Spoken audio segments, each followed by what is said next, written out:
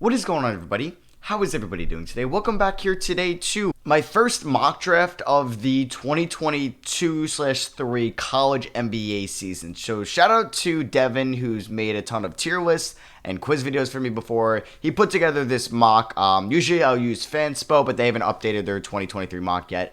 So he has a bunch of players here kind of listed, 72 players with their team color coded. It looks very clean, not gonna lie. It's very nice, a lot of work into it, so thank you. And I'm gonna be going through basically what this draft order is right now, 1 to 30.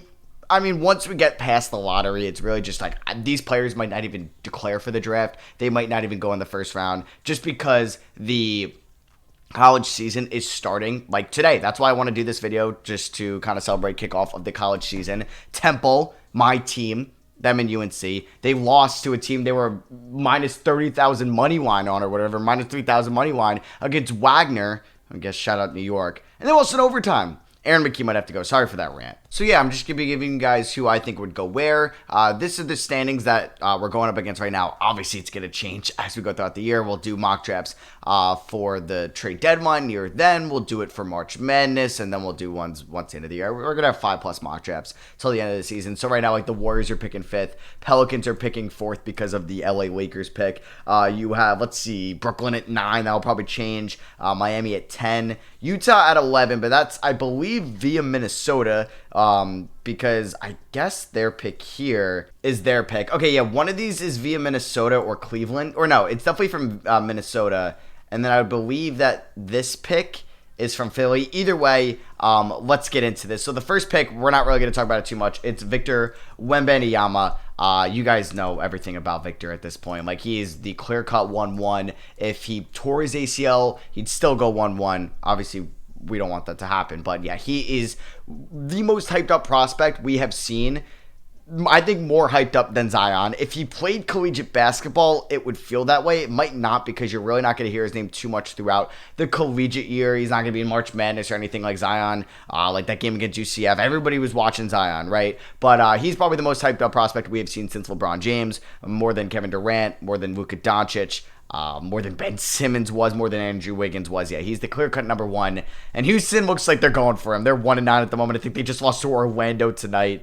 So they're 1-10. They have the most losses on the NBA season. They're bad. Now, this is interesting.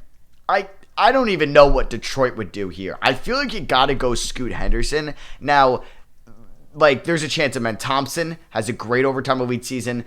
I would say Nick Smith, but no.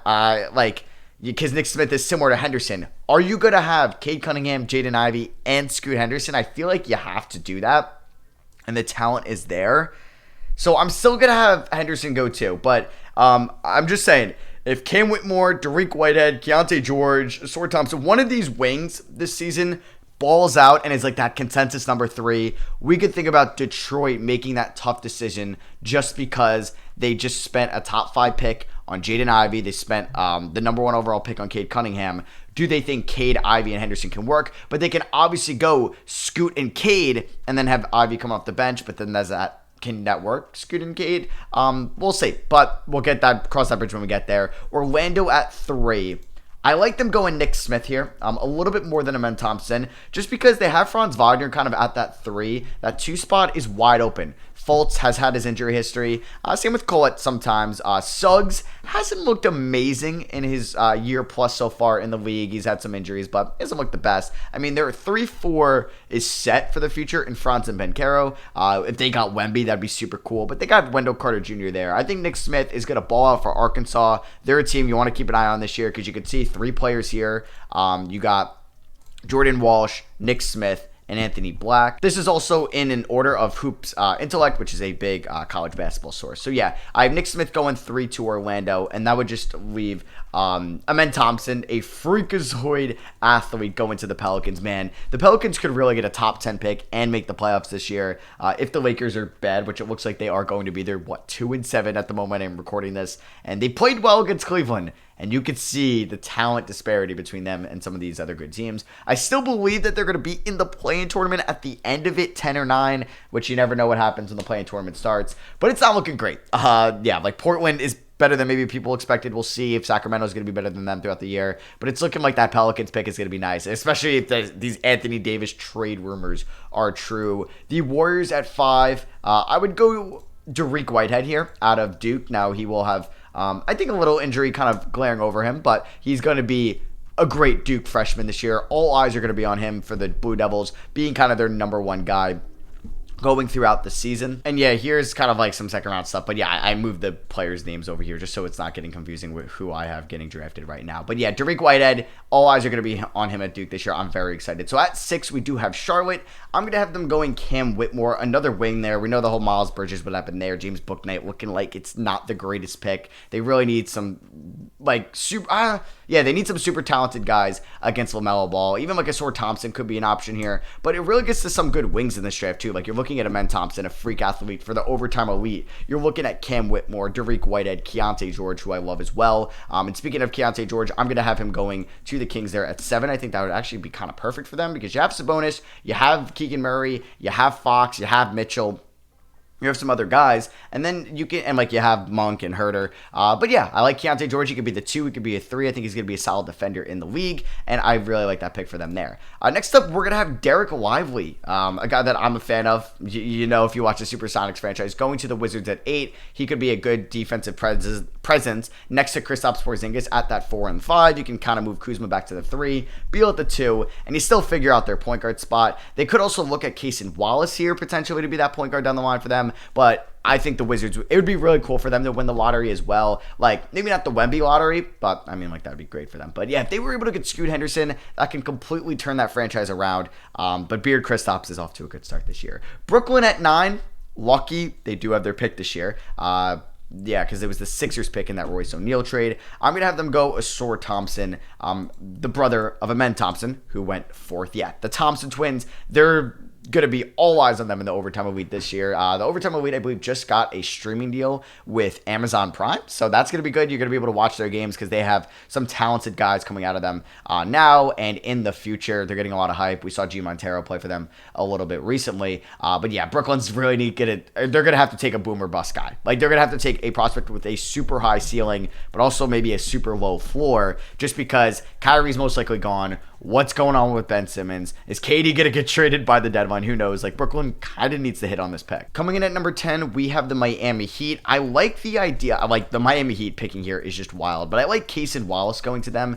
He's going to be a point guard at Kentucky. Kyle Lowry's getting up there in age. It's looking like he is regressing. They don't have that point guard that's going to replace him. I don't think like Gabe Vincent's going to be that guy, or Max Strus or Hero is going to be converted to a point guard. So yeah, Cason Wallace, I think, is going to be the pick here for the Heat. I'd be very shocked if they're picking here by year's end, but it's kind of cool to see these teams here and what, like, envisioning what these prospects would be like on these said teams. One of 3 first-round picks for Utah. I think that they would go probably Brandon Miller, a high prospect wing that could be a boomer bust guy similar to a SROS Thompson, but the potential is there. And like Utah, I mean, 3 first-round picks, they really aren't supposed to be good this year, so they might have 3 top 20 picks, who knows. But you'd expect the Sixers to be better, and I believe, I guess it would be Minnesota's pick to be better as well. OKC, I like Jarace Walker, get another big. I mean, OKC is exceeding expectations right now to start the year. They're probably going to end up in that bottom 7 by year's end, so they're looking at probably one of these prospects. But with Jarace Walker,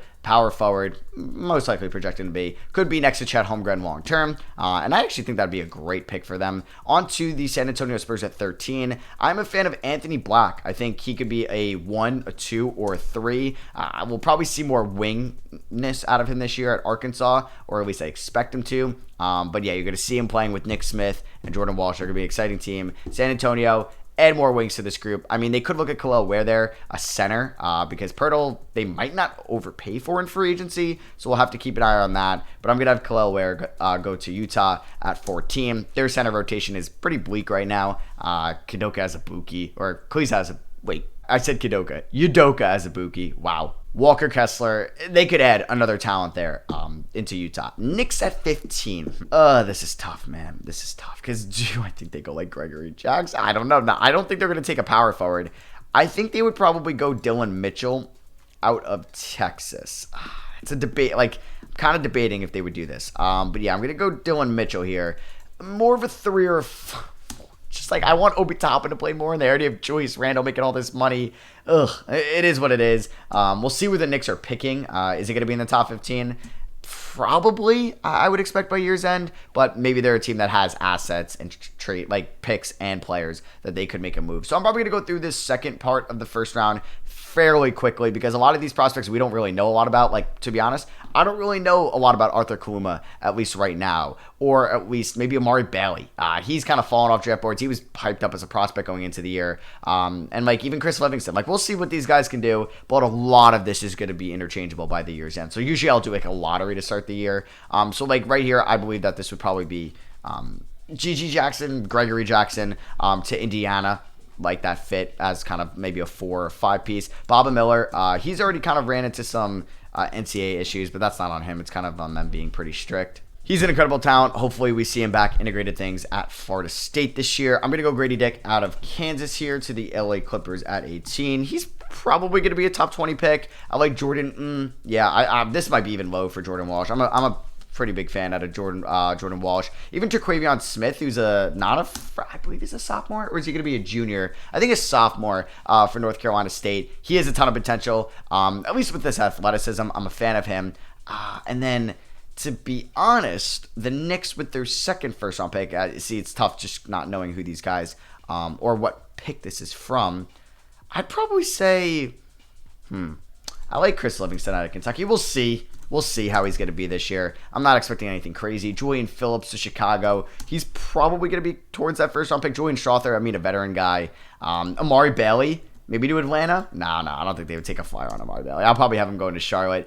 He's like similar to Peyton Watson. He's going to be very raw, but maybe that's what these UCL players are. Tyrese Proctor, I think, going to Atlanta. I like that. And then what I say, I said Amari Bailey going to Charlotte. Like I said, they got to take these guys with somewhat, like some big potential. Chris Murray going to Indiana. If Sacramento had a later first, I would do that just because Keegan, Chris Murray would be pretty cool. I do like Arthur Kaluma out of Creighton. You're going to hear that name a ton this year. Jet Howard out of Michigan going to Utah for their third first-round pick. And then we got Maxwell. I don't know. I've heard like this guy's getting hyped up a lot, but Pepperdine, it's tough right now to really know some of these guys at the moment. Ray and Rupert as well. Jalen Hood, Shafino. He's going to be probably hyped up throughout this year. Indiana, they're going to be good. At least they're ranked right now. They might have even lost tonight. I was checking their score before. It was getting a little dicey. Harrison Ingram has some potential as a wing. Indiana, they're going to take those guys. And then Julian Strother going at 30. So a lot of these guys, like I'm unfamiliar with as you are, like at least some parts of their game, how they're going to be, how they're going to progress throughout the season, or are they going to hit a wall throughout their rookie year? We will see. But I would just keep an eye on probably these top 15 names, even maybe the top 20 names. Yeah, I think the top 20 names are just guys get familiar with the games, who they play for, their style of play, because they're probably going to be the guys that are going to be most talked about in the top 20.